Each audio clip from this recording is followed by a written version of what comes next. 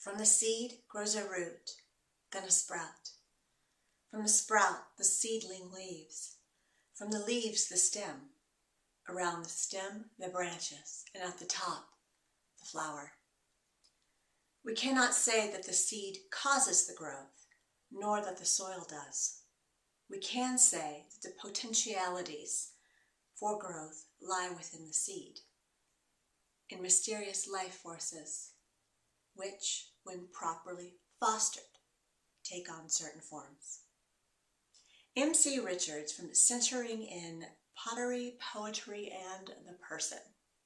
And I love that quote because I think that it's so illustrative of the energies of where we are right now, April 2017 as I record this, in the middle of spring and well on our way in the northern hemisphere, fall in the southern hemisphere.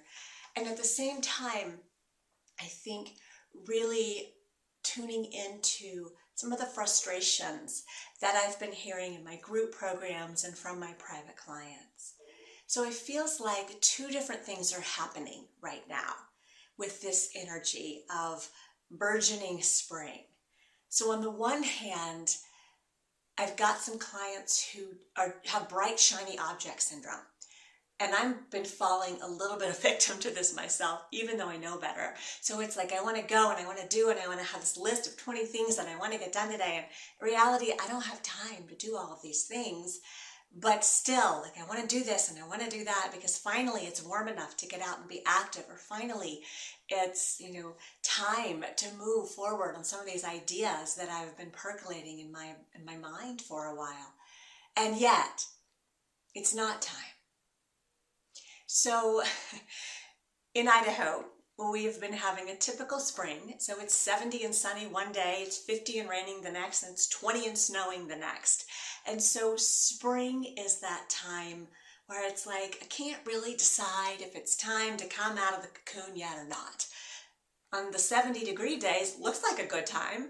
It's all nice and sunny and warm, but then it turns snowy and 20, and it's like, oh, I just want to go and hide in the house. I want to go back into my cocoon. So I think that's one of the energies that we're sensing right now, is that wanting just bright, shiny object syndrome on the days that it's really beautiful and it's nice. And it's true if you're in the southern hemisphere with fall as well. You probably have some glorious days that are still in the 70s or 80s, and they're sunny and they're warm and you want to go out and you want to be active. And then you've got days where it might be cool or rainy, or days that you just really don't want to be out and you want to stay inside and kind of hibernate. So it's the same kind of energy on the opposite poles of the seasons, depending on where you live.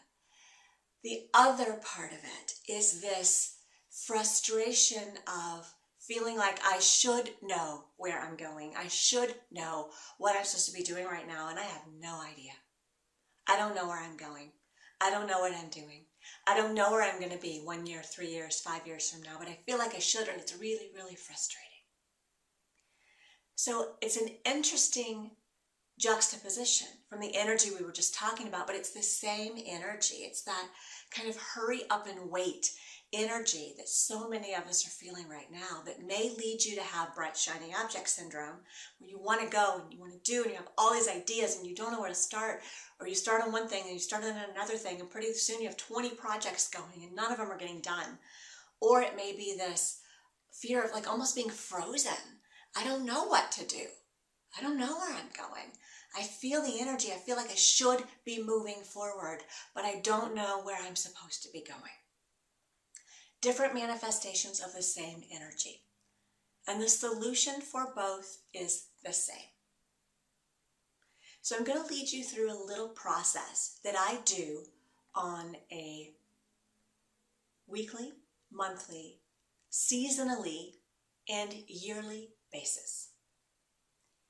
It doesn't have to take a lot of time, or if you want to spend a ton of time on it, you certainly can. But it's it's a check-in. And it's how deeply do you want to dive into your check-ins.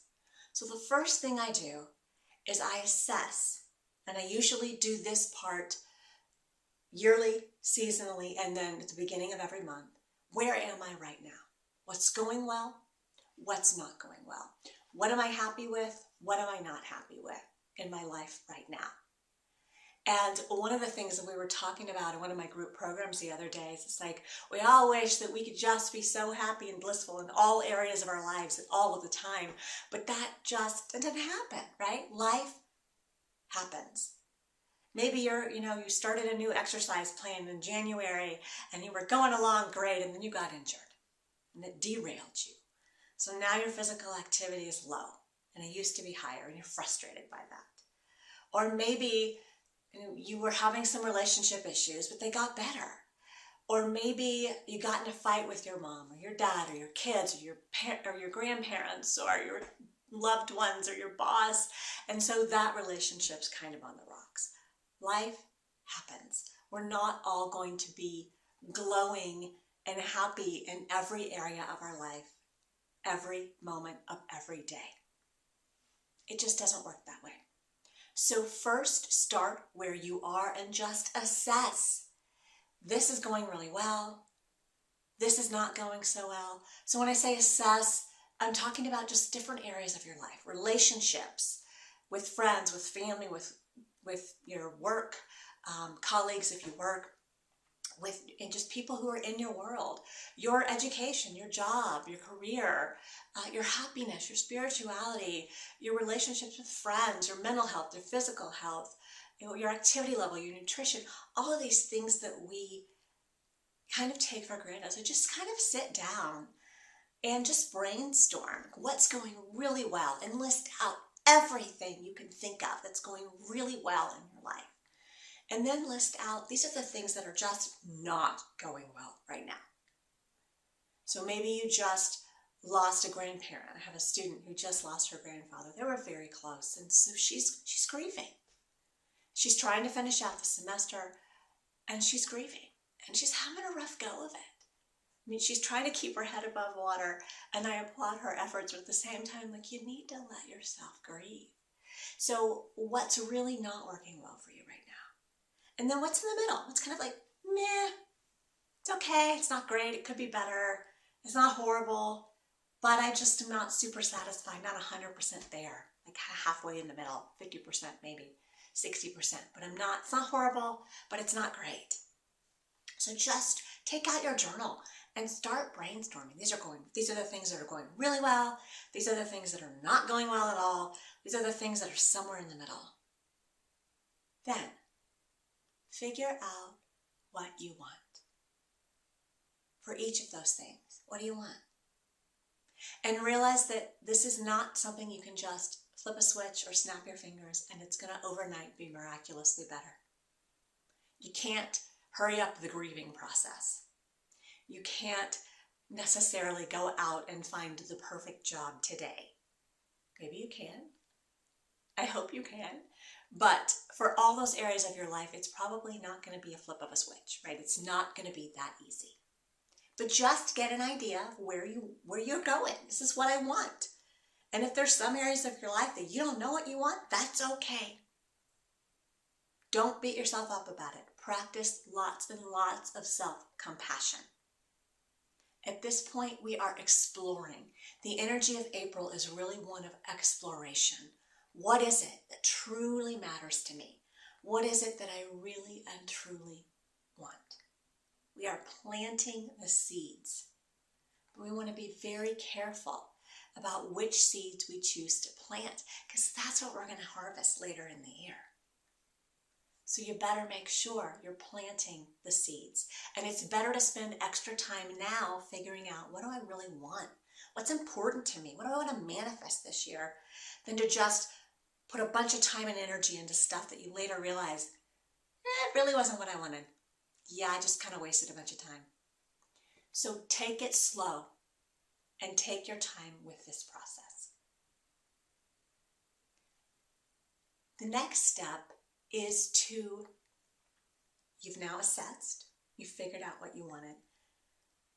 I want you to pick one area, one goal, one something to focus on. This does a few things. Number one, it takes the pressure off. You don't have to fix everything right now. So if there's areas of your life where you're like, I don't even know. Don't pick that area. Let it percolate a little bit longer. Focus on something else where you do know what you want. The second thing it does is it allows us to not have that bright, shiny object syndrome, to not overcommit and get into overwhelm because we're trying to do too much. If you have 20 goals that you're trying to accomplish this month, it's going to be really difficult. You're probably not going to succeed, and then you're going to beat yourself up about it. Not healthy. Not what we want.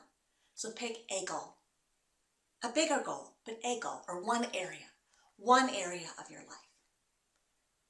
You know where it is now, you know where you want it to be, and then kind of map out, baby step it out. How do I get there? And then each week, pick a couple of things to do that are going to get you closer to where you want to be on that goal. That seed that you're planting is not going to sprout flowers overnight. It needs time. It needs patience. It needs nourishment.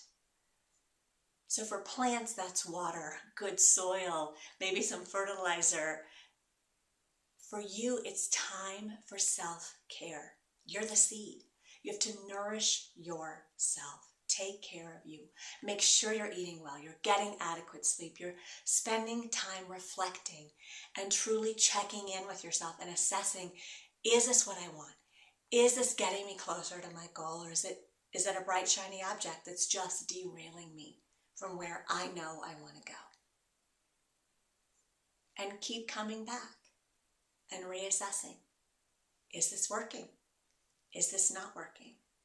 If it's not working, okay, where do I go from here? What have I learned, and where do I go from here? And again, keep it small. The goal is to not set so many goals or big goals or otherwise, and try to accomplish them all right now. Baby steps. Pick one area, one biggish goal, and map out over the next month, how am I going to take steps in that direction? Pick one or two small things to do each week. You don't want to get overwhelmed. It's still snowing out there sometimes, right? So if it's spring or if it's fall, take a glance at Mother Nature and use her for cues of when it's time to rest and when it's time to plant that seed and stretch and grow in the direction of the sun, which is where you're going, where we're going with this. So when is it time to take a baby step and poke our heads out of the metaphorical soil that we've been nourishing our seeds in? And when is it time to just sit back and rest and allow it to unfold when it will unfold? So I want to come back to our quote that we started with, because I think it's really important. We can say that the potentialities for growth lie within the seed, within you, in mysterious life forces, which when properly fostered, it's where the whole taking care of you part really comes into play, take on certain forms. May not be the form that we thought it was going to be at the outset, and that too is okay. Be open to it being better than you ever thought it could be. So I hope that helps my clients and my viewers that are kind of having frustration on both ends of either not knowing what to do and where to go, or getting overwhelmed with bright, shiny object syndrome and wanting to do it all right now before it's too late. You have time. You have all the time in the world. Pick one area and keep assessing, keep coming back to that area. Is this leading me further toward my goal? Or am I going down a rabbit hole to a goal that I don't want anymore? No blame or shame. Course correct, redirect, and start over. There is no rush. You will get there. Breathe. Much love. Keep the questions coming in, and I will chat with you next week. Bye for now.